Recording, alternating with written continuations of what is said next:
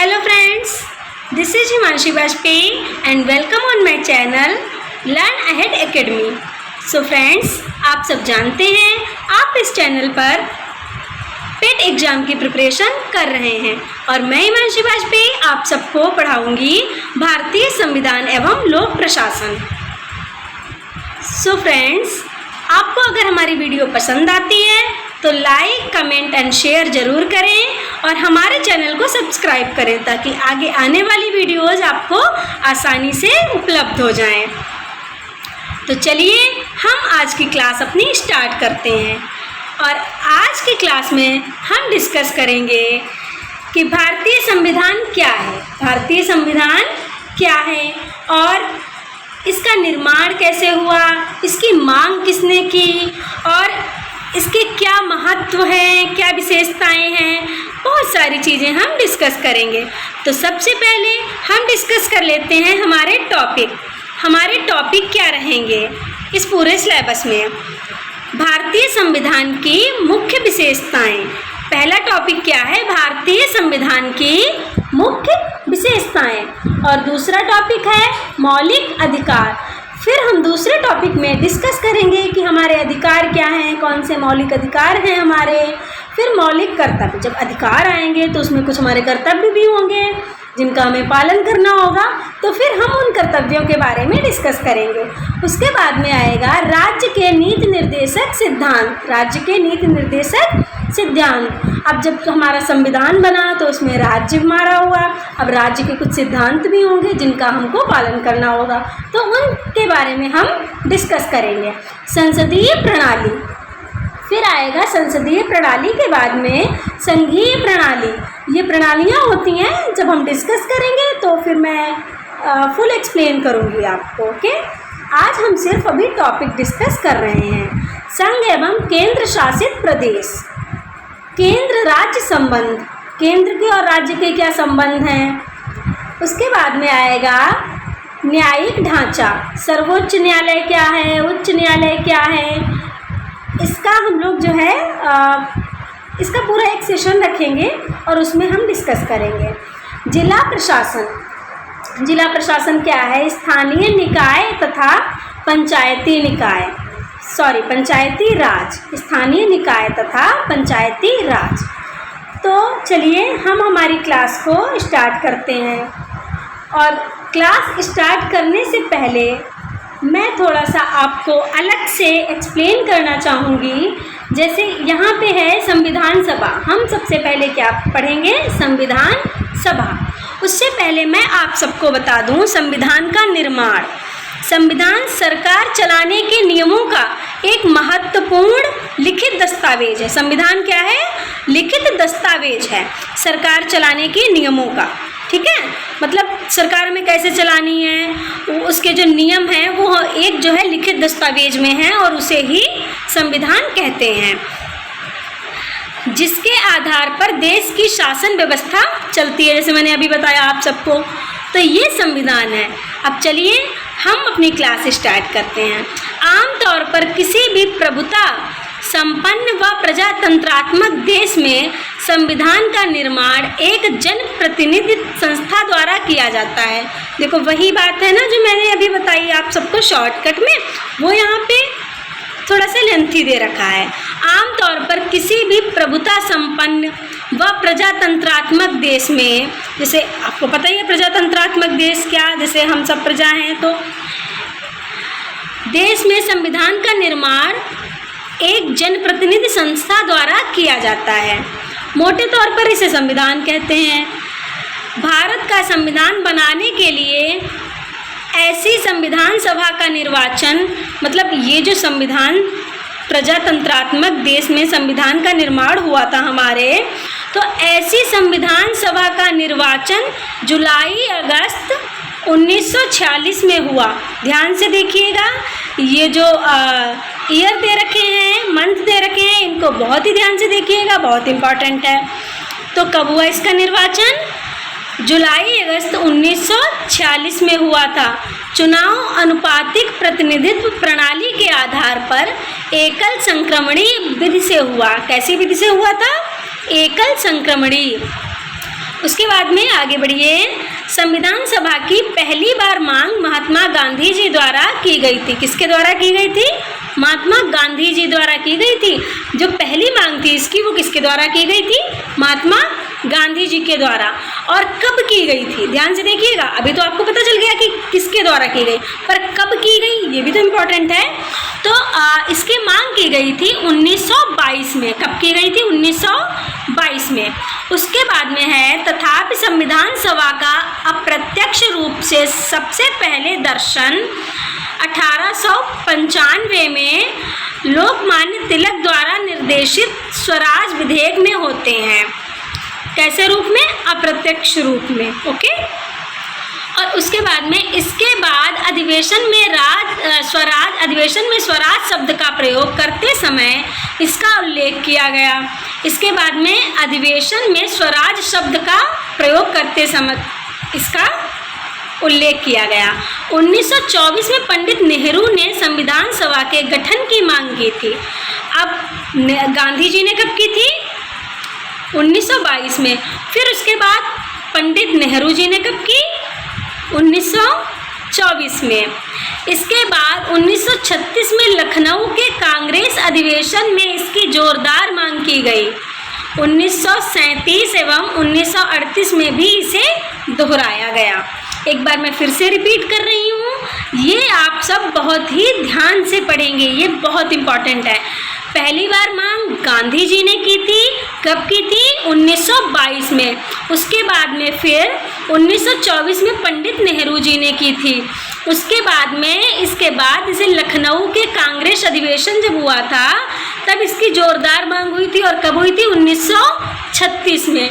इसके बाद में 1937 एवं 38 में इसको दोहराया गया था। अब पढ़ते हैं हम लोग थोड़ा सा आगे। जवाहरलाल नेहरू का मानना था कि स्वतंत्र भारत का संविधान बिना किसी बाहरी हस्तक्षेप के ऐसी संविधान सभा द्वारा बनाया जाना चाहिए जो वयस्क मताधिकार के आधार पर निर्वाचित हो। अब जैसे वयस्क आप सब जानते हैं कि हम लोग हैं, जैसे जो वोटर होते हैं वो वयस्क में होते हैं, वयस्क हो जाते हैं तभी उनके वोट बनते हैं। तो जवाहरलाल नेहरू जी का मानना था कि स्वतंत्र भारत का संविधान बिना किसी बाहरी हस्तक्षेप, जैसे आप सब जानते हैं कि हमारा देश पहले अंग्रेज़ों का गुलाम था और अंग्रेज़ों का शासन था हमारे देश में। उसके बाद में हमारे देश को आज़ाद कराने के लिए लड़ाई लड़ी गई। गांधी जी, नेहरू जी और भी बहुत सारे स्वतंत्रता सेनानी जिनकी जो है बलिदान से हम लोग आज आज़ाद हुए हैं। तो उसी समय जो है ये संविधान बना था हमारा। जब देश हमारा आज़ाद हुआ उसके बाद हमारा संविधान बना। तो जब जवाहरलाल नेहरू जी का ये था मन कि स्वतंत्र भारत है हमारा, तो इसका संविधान मतलब बिना किसी बाहर का कोई इसमें हस्तक्षेप ना करे, ऐसा संविधान होना चाहिए। और मतलब इसमें वयस्क मताधिकार के आधार पर निर्वाचन हो। फलतः 1946 में अंग्रेज़ों को स्वीकार करना पड़ा। 1946 में अंग्रेज़ों को स्वीकार करना पड़ा कि भारत का संविधान स्वाभाविक तौर पर भारतीय ही तैयार करेंगे। पहले इनका ये था कि नहीं हम बनाएंगे, उसके हिसाब से चलना होगा। फिर 1946 में इन्होंने एक्सेप्ट की ये चीज़ कि हाँ भारतीय ही इसको तैयार करेंगे। यद्यपि इसके पहले 1942 में क्रिप्स मिशन योजना के अंतर्गत ब्रिटिश सरकार ने यह स्वीकार किया था कि भारत में एक निर्वाचित संविधान सभा होगी, युद्ध के बाद भारत का संविधान तैयार करेगी। मतलब पहले इन्होंने जो था कहा होगा कि जो है एक मतलब ब्रिटिश सरकार ने मतलब ये स्वीकार किया था कि एक निर्वाचित संविधान सभा होगी, उसके बाद वो तैयार किया जाएगा। लेकिन बाद में फिर इन्होंने एक्सेप्ट किया। फिर उसके बाद में है कैबिनेट मिशन तथा संविधान सभा का गठन। कैबिनेट मिशन तथा संविधान सभा का गठन। तो चलिए हम स्टार्ट करते हैं। लेबर पार्टी के नवनिर्वाचित प्रधानमंत्री एटली ने भारत में कैबिनेट मिशन भेजने की घोषणा की। किसने घोषणा की थी? प्रधानमंत्री एटली ने भारत में कैबिनेट मिशन भेजने की घोषणा की। कैबिनेट मिशन 23 मार्च 1946 को कराची आया। कैबिनेट मिशन कराची कब आया? 23 मार्च 1946 को, तथा 24 मार्च को दिल्ली पहुंचा। 24 मार्च को दिल्ली पहुंचा। इसमें 3 सदस्य थे, sir Stafford Cripps, mister A.B. Alexander तथा सर पैथिक लॉरेंस। इसमें 3 सदस्य थे। इनके नाम इम्पॉर्टेंट हैं, याद कर लीजिएगा। Sir Stafford Cripps, mister A.B. Alexander तथा सर पैथिक लॉरेंस। शिमला सम्मेलन के माध्यम से कांग्रेस एवं मुस्लिम लीग के नेताओं से वार्ता की गई, लेकिन वार्ता विफल रही। मतलब वार्ता इन लोगों की गई, वार्ता विफल रही। अतः 16 मई 1946 को कैबिनेट मिशन ने एक तरफा प्रस्तावों की घोषणा की। संविधान सभा के गठन के बारे में मिशन ने निम्न सुझाव पेश किए। फिर इसके बाद में संविधान सभा में कुल 389 सदस्य होते हैं। कितने होते हैं? 389 सदस्य होंगे। मतलब इनकी ये घोषणा थी, 389 सदस्य होंगे, सॉरी। इस सभा में ब्रिटिश प्रांतों के 992 प्रतिनिधि, देसी रियासतों के 93 प्रतिनिधि तथा चीफ कमिश्नरेट के 4 प्रतिनिधि सम्मिलित होंगे। प्रत्येक प्रांत से भेजे जाने वाले प्रतिनिधियों की संख्या प्रांत की जनसंख्या के अनुरूप होंगे।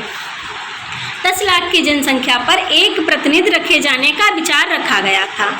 कितनी? 10 लाख की संख्या पर एक प्रतिनिधि रखा जाएगा, ऐसा विचार किया गया।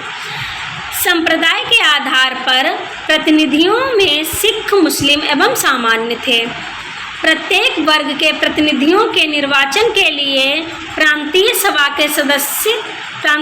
के संबंधित संप्रदायों को चुनने का अधिकार होगा। देशी रियासतों के प्रतिनिधियों का चयन रियासतों के प्रमुखों के द्वारा किया जाएगा। जो देशी रियासतें हैं उनके प्रतिनिधियों का चयन जो रियासतों के प्रमुख थे उनके द्वारा किया जाएगा। प्रांतों के लिए अलग संविधान की योजना थी, जिसमें कहा गया था कि 3 प्रकार के प्रांतों यथा हिंदू प्रांत, मुस्लिम प्रांत एवं उत्तर पूर्वी प्रांत के प्रतिनिधि अलग अलग अपने प्रांतों का संविधान बनाएंगे। इसके बाद संघीय संविधान बनाया जाएगा। इसको लागू नहीं किया गया, इतना ही बना लिया गया, लेकिन इसको लागू नहीं किया गया क्योंकि पाकिस्तान के लिए पृथक संविधान सभा की घोषणा की गई थी। पाकिस्तान के लिए अलग किया गया था, तो इसीलिए इसको लागू नहीं किया गया। संविधान सभा का चुनाव, तो इसमें था कि प्रांतीय विधानसभाओं का चुनाव 1945 में हुआ।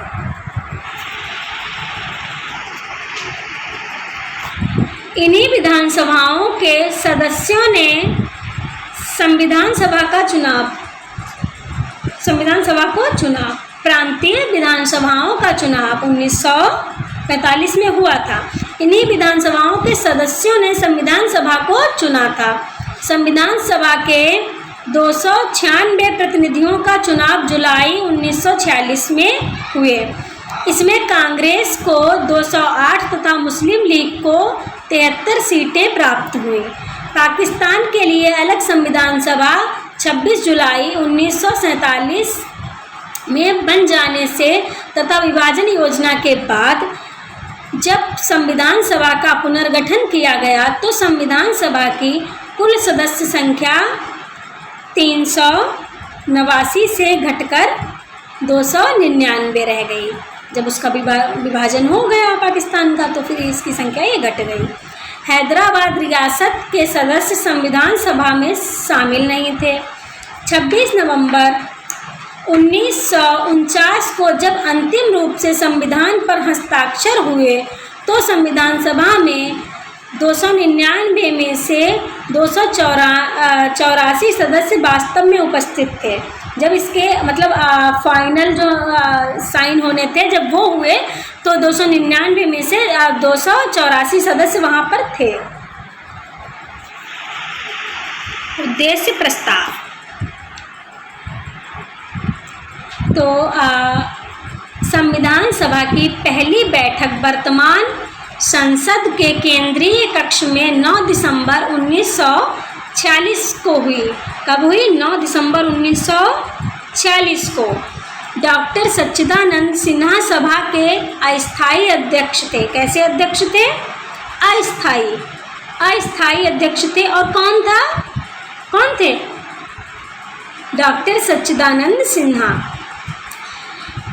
2 दिन बाद 11 दिसंबर 1946 को डॉक्टर राजेंद्र प्रसाद को संविधान सभा का स्थायी अध्यक्ष चुना गया। कब चुना गया? 11 दिसंबर 1946 को। 13 दिसंबर 1946 को जवाहरलाल नेहरू ने उद्देश्य प्रस्ताव सभा में पेश किया, जो 22 जनवरी 1947 को संविधान सभा द्वारा स्वीकार किया गया। अब ये आप थोड़ा सा ध्यान से देख लीजिए।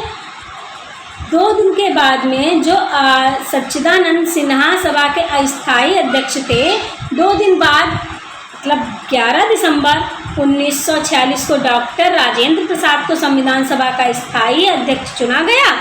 13 दिसंबर 1946 को जवाहरलाल नेहरू जी ने उद्देश्य प्रस्ताव सभा में पेश किया। 22 जनवरी 1947 को संविधान सभा द्वारा स्वीकार किया गया। संक्षेप में इसकी मुख्य बातें निम्न हैं। अब ये बातें ज़रा आप लोग गौर से सुनिएगा। आप लोग नोट भी करते जाइए, जो इम्पोर्टेंट थिंग्स हैं वो कॉपी में नोट करते जाइए। भारत में एक स्वतंत्र एवं संप्रभु गणराज्य स्थापित किया जाए। पहला क्या हो गया? भारत में एक स्वतंत्र एवं संप्रभु गणराज्य स्थापित किया जाए। इस गणराज्य में भारत के सभी नागरिकों को आर्थिक, सामाजिक, राजनीतिक समानता प्राप्त होगी। उन्हें अभिव्यक्ति, बोलने, लिखने, किसी भी धर्म को मानने, व्यवसाय करने आदि का अधिकार होगा। अल्पसंख्यकों, अनुसूचित जाति, अनुसूचित जनजाति तथा अन्य पिछड़ा वर्ग के हितों की रक्षा का उपाय किया जाएगा। इस प्रकार का उद्देश्य प्रस्ताव उन महान भावनाओं व इच्छाओं का सूचक था जिनकी प्राप्ति हेतु भारतवासी कई वर्षों से संघर्ष कर रहे थे। पंडित नेहरू के शब्दों में यह संकल्प प्रस्ताव से कुछ अधिक है। यह एक घोषणा है, एक दृढ़ निश्चय है, एक प्रतिज्ञा है, एक वचन है और हम सभी के लिए यह एक समर्पण है। के.एम. मुंशी के अनुसार यह प्रस्ताव हमारे गणराज्य की जन्मपत्री है। संविधान सभा की समितियां। संविधान सभा ने संविधान के निर्माण से संबंधित विभिन्न कार्यों को सुचारू रूप से संपन्न करने के लिए 22 समितियों का गठन किया। इनमें से 10 प्रक्रिया संबंधी और 12 ठोस कानूनी मामलों की थी। तो चलिए अब हम संविधान सभा की महत्वपूर्ण समितियां और उनके अध्यक्ष पढ़ते हैं।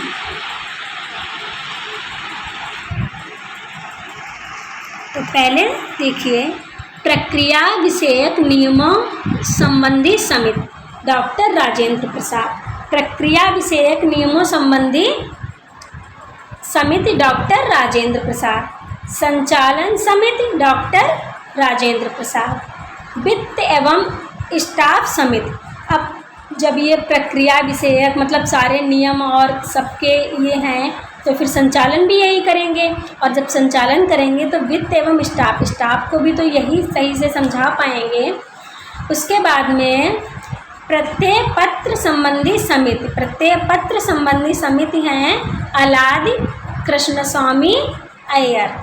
आवास समिति बी पट्टावी सीतारमैया। उसके बाद में कार्य संचालन संबंधी समिति। कार्य को सही से संचालित कौन करेगा? तो उसके लिए है के.एम. मुंशी। राष्ट्रीय ध्वज संबंधी तदर्थ समिति। राष्ट्रीय ध्वज संबंधी तदर्थ समिति कौन है? डॉक्टर राजेंद्र प्रसाद। संविधान सभा के कार्यकरण संबंधी समिति जीवी मावलंकर। राज्यों संबंधी समिति जवाहरलाल नेहरू। मौलिक अधिकार अल्पसंख्यकों एवं जनजाति और अपरवर्जित क्षेत्रों संबंधी सलाहकारी समिति वल्लभ भाई पटेल। मौलिक अधिकारों संबंधी उप समिति। अब ये जरा उप समिति भी देख लीजिए। पूर्वोत्तर सीमांत जनजातीय क्षेत्रों और आसाम के अपवर्जित और आंशिक रूप से अपवर्जित क्षेत्रों संबंधी उप समिति गोपीनाथ बारदोलोई। और ये मौलिक अधिकारों संबंधी उप समिति इसके थे JB कृपलानी। उसके बाद में अपवर्जित और आंशिक रूप से अपवर्जित क्षेत्रों असम के क्षेत्रों को छोड़कर संबंधी उप समिति इसके थे AB ठक्कर। संघीय शक्तियों संबंधी समिति जवाहरलाल नेहरू। संघीय संविधान समिति जवाहरलाल नेहरू। प्रारूप समिति BR Ambedkar, doctor Bhimrao Ambedkar. So friends, अगर आपको हमारी ये वीडियो पसंद आए तो लाइक, कमेंट एंड शेयर ज़रूर करें और हमारे चैनल को सब्सक्राइब कर लीजिए। और आगे की क्लास आपकी कल होगी। तो thank you and bye bye.